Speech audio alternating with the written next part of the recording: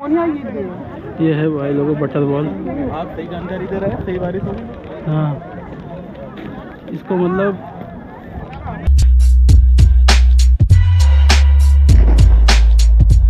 नमस्कार दोस्तों, एक नई वीडियो में आप सभी का स्वागत है। आशा करता हूँ कि आप सभी लोग स्वस्थ होंगे, मस्त होंगे। अगली सुबह महाबलीपुरम में सूर्योदय देखने का प्लान था, लेकिन आसमान में उस दिन बादल छाए हुए थे, तो सूरज देखना तो हमारे लिए बहुत मुश्किल हो गया था। फिर भी हमने कुछ देर बीच में का जो सुकून भरा माहौल था उसका आनंद उठाया, और उसी दौरान इस खूबसूरत माहौल को देख के मेरे अंदर का फोटोग्राफर जाग गया। तो मैंने कुछ कोशिश की, जैसे ये मैंने स्लो मोशन लेने की कोशिश की थी, जो ना बहुत परफेक्ट आया था ना बहुत बेकार आया था। तो मैंने कहा कि आप लोगों के साथ शेयर कर देते हैं। एक प्रकार से अपनी जो यादें बनी हुई थी वो आप लोगों के साथ साझा करने की कोशिश की है।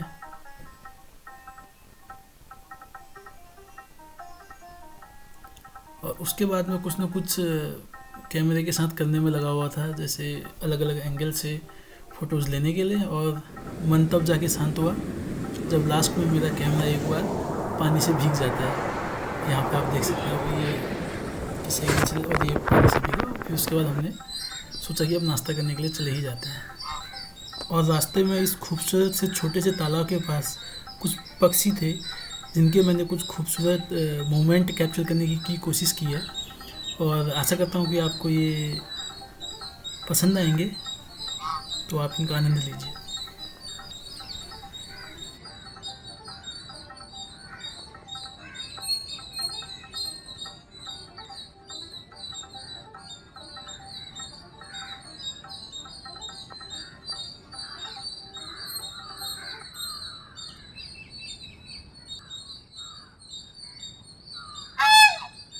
और होटल की मेस के पास ही मुझे ये बागनाथ फिर से दिखाई दिया।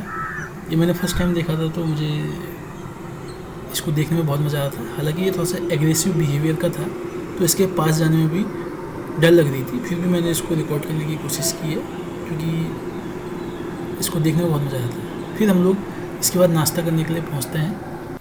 नाश्ते में हमारा साउथ इंडियन मेन्यू था, जो कि बहुत टेस्टी था। और हमको आज ही वापस जाना था, तो हम लोग होटल से चेकआउट करने के बाद ये स्कल्पचर पार्क पास ही में था, तो वहाँ घूमने के लिए जाते हैं। इस पार्क के अंदर जाते ही आपको सबसे पहले एक मूर्ति दिखाई देती है, जो कि साउथ के एक बहुत फेमस पोएट एंड फिलोसोफर रहे हैं थिरुवल्लुर, उनकी ये मूर्ति है। और यहाँ पे और भी काफ़ी अच्छी अच्छी मूर्तियाँ थी, जिनको देखने में बहुत मज़ा आ रहा था। बट इन सब के बारे में तो मुझे जानकारी नहीं है। हालांकि वहाँ पे नाम मेंशन थे, बट उतना मेरे समझ में भी नहीं आ रहा था, क्योंकि हिस्ट्री का उतना मुझे नॉलेज नहीं है। हाँ, ये कुछ अक्षर बने हुए थे, यहाँ पे म्यूजिक इंस्ट्रूमेंट्स थे, जो कि मेरे समझ में आ रहे थे। लेकिन जो मूर्ति कलाकारी की एक अद्भुत पेशकश इस पार्क में पेश होती है, उसको देख के बहुत मज़ा आता है। हालांकि इस समय पार्क में भी हल्की हल्की बारिश हो रही थी, लेकिन फिर भी हम लोगों ने घूमा, क्योंकि इतनी तेज़ भी नहीं थी कि भीग जाएं। एक रिस्की काम था। कुछ देर यहाँ पे घूमने के बाद हम लोग अपनी नेक्स्ट डेस्टिनेशन के लिए निकलते हैं। तो जो आज का हमारा ये जो डेस्टिनेशन है, ये कृष्णा बटर बॉल के नाम से जानी जाती है। तो यहाँ पे घूमने के लिए भी सबसे पहले आपको टिकट बुक करना पड़ता है। आप ऑनलाइन या ऑफलाइन कैसे भी कर सकते हैं। अगर आप शॉर्ट टेम्पल, पांडवलठाज और ये बटर बॉल एक ही दिन में घूमते हैं, तो एक ही पास से हो जाता है। अदरवाइज़ नेक्स्ट दिन में नया बुक करना पड़ता है। एंट्री लेते ही सबसे पहले यहाँ का साइड मैप दिखाई देता है, क्योंकि यहाँ पे केवल बटर बॉल ही नहीं और यहाँ का ट्रैक भी है। तो ये सामने पे जो आपको गोल पत्थर दिखाई दे रहा है, यही बटर बॉल के नाम से जानी जाती है। मान्यता यह है कि श्री कृष्ण ने बाल्यावस्था में इस जगह पर थोड़ा सा माखन गिरा दिया था, जो अब एक विशाल पत्थर का रूप ले चुका है। यहाँ पे कुछ देर घूमते ही थोड़ा सा बारिश तेज़ हो जाती है, तो हम इस पेड़ की छाँव में आ जाते हैं। हालांकि ये भी एक आश्चर्यजनक था कि ये पेड़ पत्थर के ऊपर कैसे उगा हुआ है, ऐसा हमें प्रतीत हो रहा था। अगर इसकी जड़ें नीचे होंगी पत्थर के, तो वो एक अलग बात है, बट काफ़ी सुंदर था ये। उपाध्याय जी बटर बॉल की तरफ जाते हुए शानदार तरीके से। फिसलना वगैरह मत, फिसलते भी है इसमें।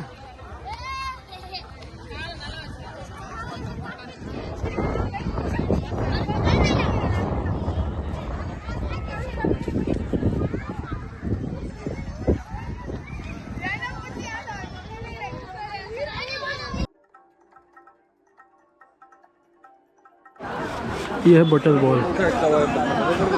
किससे?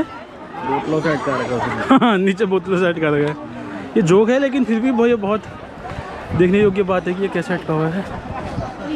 एक पॉइंट पे अटका हुआ है, हाँ। बाकी जगह से उठा हुआ है।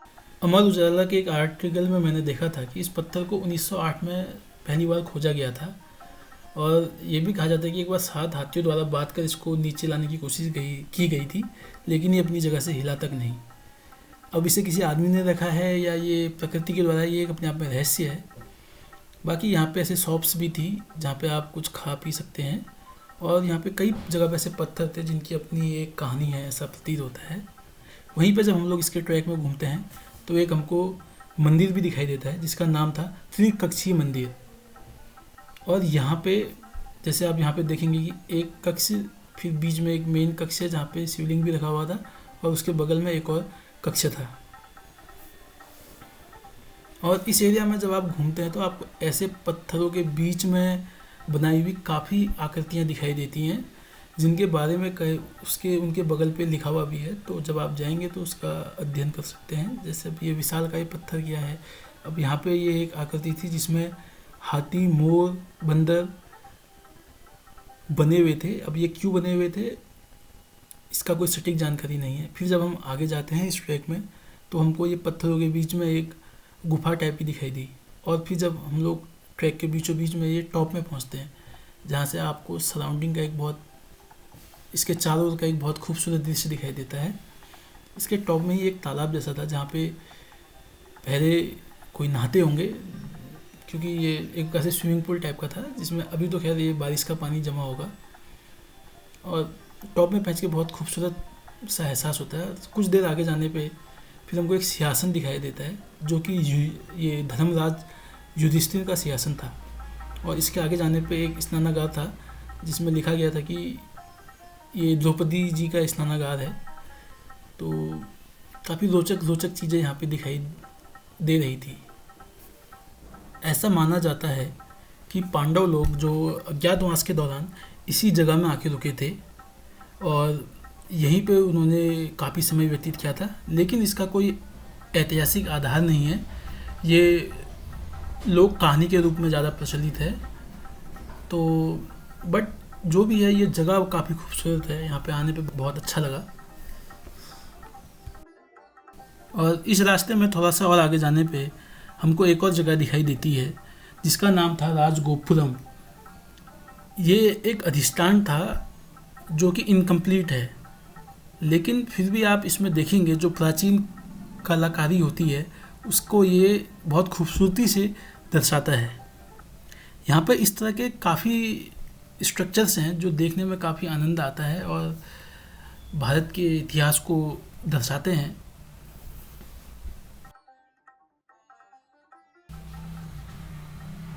तो दोस्तों, जैसे ही हम थोड़ा और आगे बढ़ते हैं हमें एक मंदिर दिखाई देता है, और ख़ास बात ये थी कि ये मंदिर एकदम पत्थर की चोटी पर बना हुआ था। पूरा मंदिर ग्रेनाइट के पत्थर से बना है। और सबसे पहले चीज़ जो मन में आती है कि यह इतनी ऊंचाई पर कैसे, इतनी भारी पत्थरों का मंदिर कैसे बना। अब जैसे ही हम सीढ़ियों से ऊपर चढ़ रहे थे तभी एकदम मंदिर के गेट पे एक बंदर महाराज दिख जाते हैं। अब भाई ये बंदर यहाँ तक कैसे पहुँचा है, ये भी कमाल की बात है। लगता है इसको भी दर्शन करने के लिए आना था।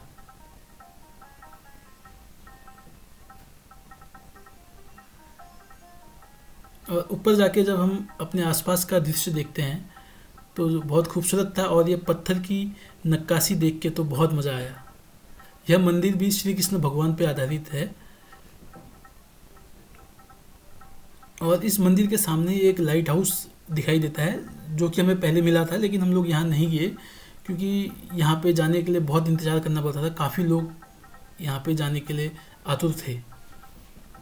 बट मंदिर से भी लाइट हाउस का बहुत अच्छा व्यू दिखाई दे रहा था। लोग लाइट हाउस के टॉप में इसलिए जाते हैं क्योंकि वहाँ से आसपास का एरिया का जो व्यू है वह और अच्छा दिखाई देगा करके।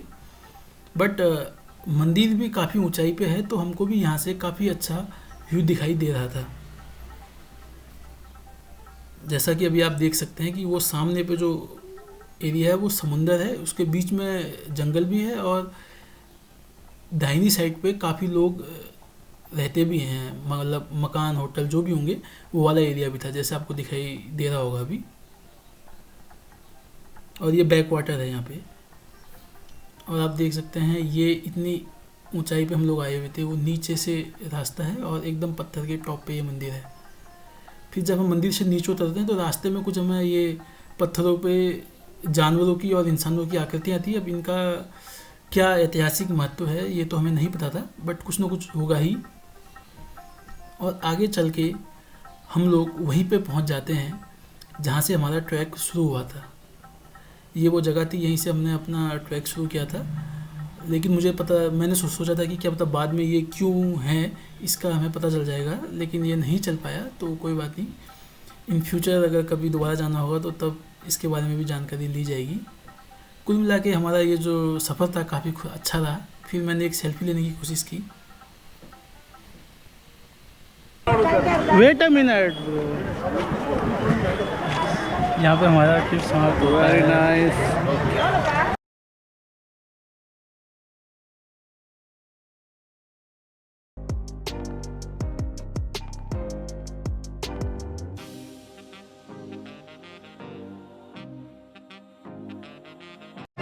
सेल्फी, अरे वीडियो बन रही है तो रुक जा। अब बोल सकता है तो भाई। Hello, how are you? It was really a very enjoyable trip at Mahabalipuram. Thanks for watching भी बोली थे, अगर मैं डाल दूँगा तो। Thanks for watching me. Us. Please like, share and subscribe our friend's old Sensi channel. Thank you. Thanks bro.